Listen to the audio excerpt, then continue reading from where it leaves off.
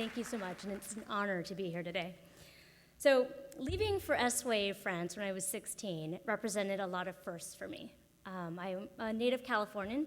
It was the first time I'd been on the East Coast. I'd never left the country. I'd certainly never visited Europe.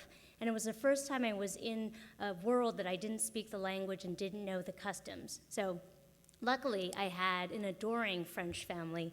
And even though I didn't understand them for the 2 months that I was there, the first 2 months, they helped me to decode this world that I was part of. Like, how many cheek kisses do you do? I don't know, it depends. How do you course the different dishes at a meal? What do you do for a 3-hour lunch? And what do you do with French teenagers? And they're speaking Verlaine, and I didn't really understand it. But I learned eventually, like we all learned, and I loved my time in France. But as much as I could speak the language and as much as I reveled in the culture, I would always be seen as the other. So fast forward 20 years, today I'm an executive director of a nonprofit in New York City, and we're focused on identifying high-achieving, low-income middle school kids and supporting them for 10 years to and through college. So while our work is largely academic in nature, we provide academic programming over the 10 years to make up for the deficiencies that they have coming out of mediocre middle schools, and we prepare them for the nation's top college preparatory high schools and four-year colleges. So what has become clear to me over the last decade of doing this work, that it's often not the academic gaps that are the most difficult to fill, it's the socio-emotional and cultural fluency that we have to make up for. Because our kids are high achieving and low income, they're on a trajectory to be in a different socioeconomic class than their parents. They are on a path to be the first in their families to go to college. And what's interesting about that is they have attended some of the most elite institutions in this country: Exeter, Andover, Trinity, Dalton, Thatcher.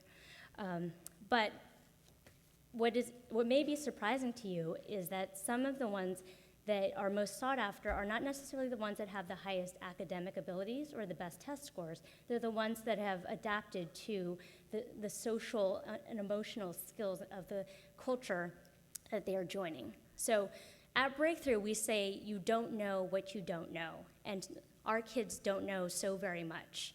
They don't necessarily know that you have to have a firm handshake. They don't know that it's appropriate to look somebody in the eye when you're speaking. They don't necessarily know how to use a knife and fork at a formal dinner. And so they have to think about code switching into formal standard American English. And we have to think about how to build their vocabulary. What studies have shown is that children growing up in poverty hear 30 million fewer words than a child growing up in an affluent community by the age of 4. And obviously, this has far-reaching ramifications for their information processing later on in life. But despite it all, these children are pioneers in their own worlds, much in the way that all of us have been pioneers. They will be the first in their families to go to college. They will be the first in their families to have careers, not just jobs. They will be the first in their families to have options in life, and what is privilege, if not the ability to have options. And so, like all of us, they are strangers in a strange land. I like the term that was said about being the intrepid explorers. They are the intrepid explorers of their own communities. And the difference between us and them is that instead of being an ocean away, they are a subway ride away, and that there are many different New Yorks between the South Bronx and the Upper East Side.